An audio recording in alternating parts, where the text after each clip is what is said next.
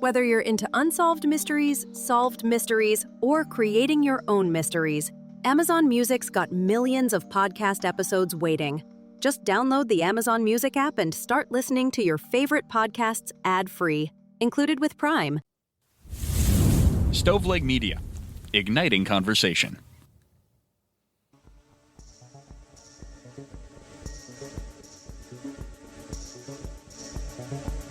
Welcome to True Crime to Go. What can I get for you?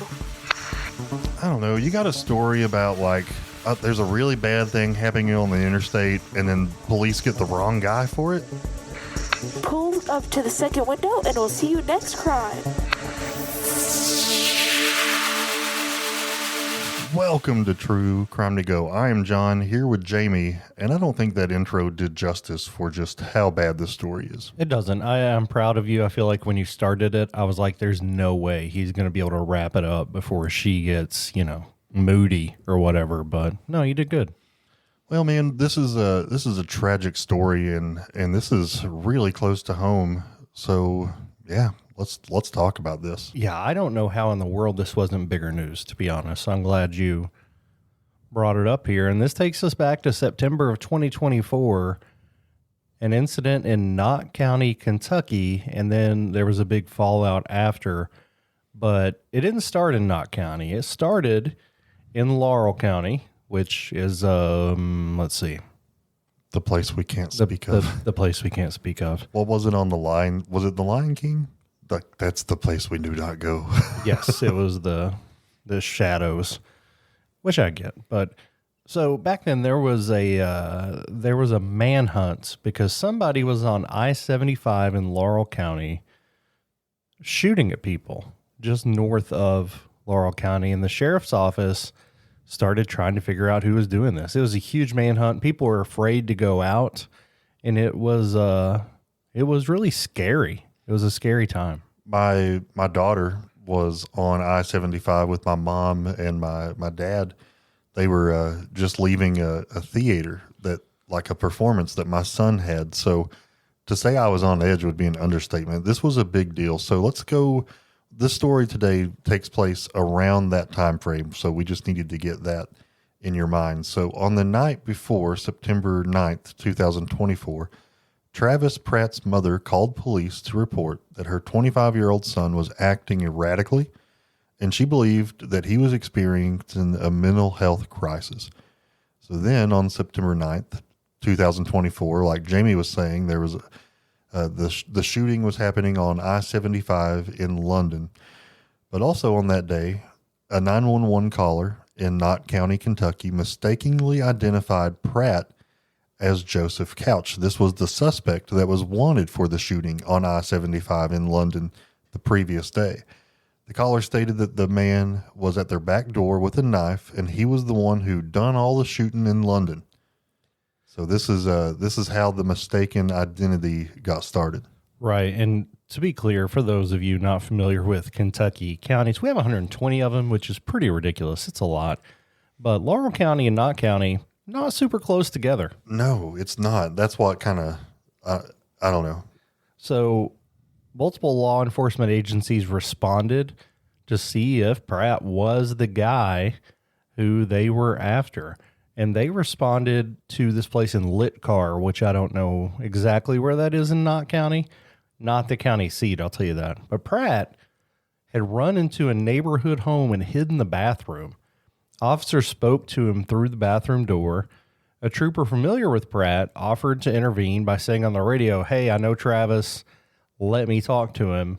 But they didn't take him up on that offer. I think that was probably the right way to go. Officers opened the bathroom door. They deployed their tasers, which knocked Pratt to the ground. Pratt was able to, however, pick up a piece of a broken shower head that had fallen on the floor. The Kentucky State Police Trooper Bruce Kelly and Knott County Sheriff's Deputy Wesley Boland opened fire. They discharged a total of 13 shots, and Pratt was killed at the scene. So he wasn't reaching for a knife. He reached for a broken shower head. I'm not sure if they thought that it was a weapon, but that's what he was reaching for. I think they had to, given their reaction. But also, kind of get it. If they thought this guy was the I-75 shooter, that he was dangerous, that he was having a mental health crisis, I would think they would be on edge going into this situation. But obviously, this is not how anybody wanted this to go down. The Kentucky State Police conducted an internal investigation and concluded that the officers were justified in this, and they had since returned to full duty. Fast forward to March of this year, and the Pratt family filed a federal lawsuit against troopers Bruce Kelly and Wesley Bolin. This suit alleges excessive force in the shooting of Pratt, who, like you said, was completely unarmed and misidentified as the man who had been doing the shooting along I-75. Yeah, this one is nuts. I mean, I think at some point the police had to realize, okay, we've got an officer that's on the radio that thinks this is another man named Travis Pratt. So at some point, I would imagine that their heads, maybe not 100%, but had to somewhat switch to, okay, this is not the couch guy that they're looking for in London. This is a local guy that's had run-ins with the police. But yeah, they were cleared through an investigation internally. This lawsuit is at the very beginning phase. I mean, anyone can file lawsuits against anyone. So we'll have to keep update or keep watch on what's going on with that lawsuit. If you're not familiar with the Joseph Couch story, they did end up finding Joseph Couch. Unfortunately, he had taken his own life in the woods. I think it took a couple of weeks for them to find him. Yeah. It looks so he shot a lot of people kind of sniper style that were driving along I-75 and then seemingly went to the woods and took his own life. Yeah. It took a couple of weeks. I think the Kentucky State Police called off their search of the woods because this is an extensive area in the woods that would be very, very difficult to move around in. As soon as they called it off, some folks from West Virginia came in and found his body.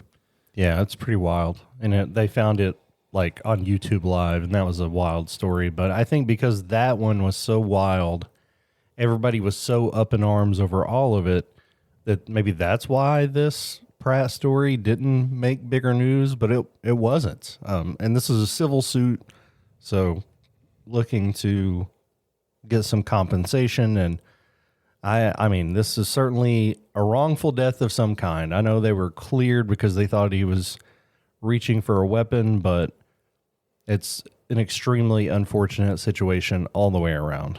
It really is. And there's no amount of money that can ever bring a loved one back. But if, especially if they were found to be negligent or, did use excessive force, then absolutely. But man, we weren't in that room. We don't know what was really going on, but our prayers are with the family who lost a loved one and the officers who have to deal with taking it.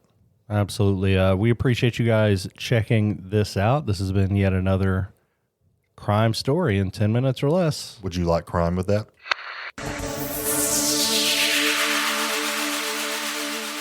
For everyone who solves crime from their couch, knows more about forensics than their own job, and has trust issues with small-town sheriffs, Amazon Music's millions of podcast episodes are calling. Just download the Amazon Music app and start listening to your favorite true crime podcasts ad-free. Included with Prime. You've listened to True Crimecast, distributed by Stoveleg Media. Check out stoveleg.com to find out more about your hosts and to find other podcasts to listen to. Stoveleg Media, igniting conversation.